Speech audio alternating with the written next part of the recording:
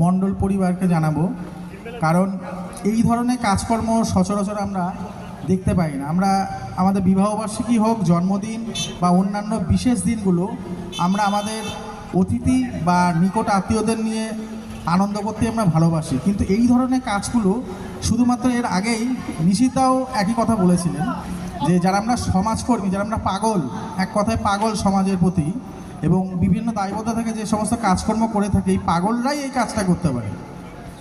এবং এই রকম পাগল মানুষ ছাড়া এই এত বড় উদ্যোগ নিয়ে বিভিন্ন জায়গা, রানাঘাট থেকে এর আগে নিষিদ্ধার কথা শুনলাম উনি 90 কিলোমিটার দূরে পলাশিপাড়া থেকে এসছেন, এবং এখনও দেখতে পাচ্ছি বহু দাদারা বহু দূর থেকে এসছেন।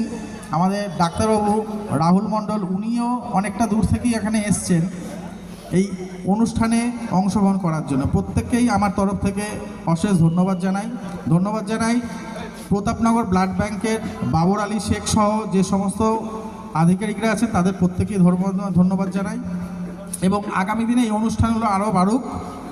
আমি পেশায় একজন স্বাস্থ্যকর্মী, কিন্তু একটা নেশা আছে এই সামাজিক বিভিন্ন কাজকর্ম করার। আমার নিজেরও একটা ছোট এনজিও আছে অবলম্বন নামে। সেই এনজিওর মাধ্যমে আমি আমার যেমন বিশেষ দিন, আমার ছেলের জন্মদিন হোক, বিবাহবার্ষিকী হোক, সেগুলো সামাজিক কাজের মাধ্যমে উদযাপন করার চেষ্টা করি। সকলে সহযোগিতায়, সকলে পাশে থাকেন। লাস্ট 6 ডিসেম্বর প্রতাপনগর ব্লাড ব্যাংকে একটা ইন হাউস ক্যাম্পও করেছিলাম। যেহেতু এটা অনেকেরই হয়তো জানা নেই যে ব্লাড ব্যাংকটা হয়তো অনেকে রক্ত বা রক্তদাতার সংখ্যা কম হলে ভাবেন যে ক্যাম্প করব কি করব না, কিন্তু ইন হাউস ক্যাম্পও করা যায় বিভিন্ন ব্লাড ব্যাংকে, সেই ব্যবস্থা আছে। আমি গত 6 নভেম্বর সেটা করেছিলাম। ধন্যবাদ জানাই ব্লাড ব্যাংকের কর্মকর্তাদের, তারা বিভিন্নভাবে এই সুযোগটা করে দেন। আমার এই অবলম্বনের মাধ্যমে আমি চেষ্টা করি শীতের সময় কিছু শীতবস্ত্র অন্ততপক্ষে সকলের সহযোগিতায় কিছু মানুষের হাতে তুলে দেওয়ার চেষ্টা করি। পুজোর সময় এবারও যেমন নবদ্বীপ হরিজন পল্লীতে চেষ্টা করেছিলাম অল্প কিছু বাচ্চা বা বয়স্ক মানুষ তাদের হাতে তুলে দেওয়ার সাধ্যমতো, সকলকে পাশে নিয়ে। আর এবং এই ধরনের কর্মকাণ্ডগুলো এখানে যেমন সদিচ্ছা সহ বেশ কিছু এনজিও আছে তারাও করে থাকেন।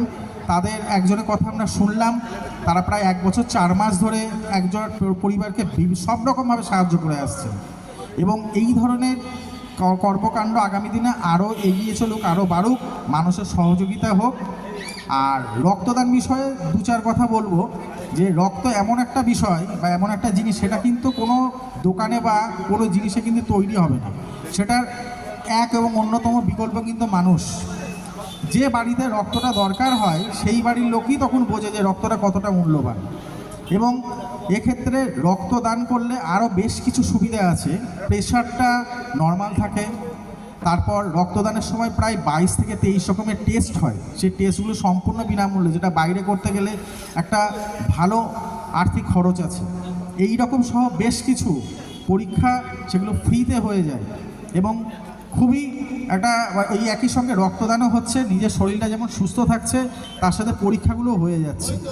এবং এই ধরনের কর্মসূচিগুলো যত দিনের পর দিন বাড়বে এই সামাজিক অনুষ্ঠানের সাথে সাথে, তাতে এই রক্তের যখন মে এপ্রিল মাস নাগাদ যখন ব্যাপক চাহিদা থাকে, সেই সময় অন্তত চাহিদা একটু হলেও মিটবে। সুতরাং মণ্ডল পরিবার সহ যারা আমরা আরও যারা আছি প্রত্যেকে আমরা চেষ্টা করবো আমাদের সামাজিক উৎসবের সঙ্গে সঙ্গে বিশেষ দিনগুলো এই রকম রক্তদান বা সামাজিক কর্মসূচির মাধ্যমে উদযাপন করা। সকলকে ধন্যবাদ। উপস্থিত প্রচুর মানুষ এখানে আছেন, সকলকে ধন্যবাদ, নমস্কার জানাই। বিশেষ করে আরেকবার ধন্যবাদ জানাবো মণ্ডল পরিবারকে, তারা আমন্ত্রণ জানার জন্য আসতে পেরে নিজেকে খুব ভালো লাগছে। ধন্যবাদ।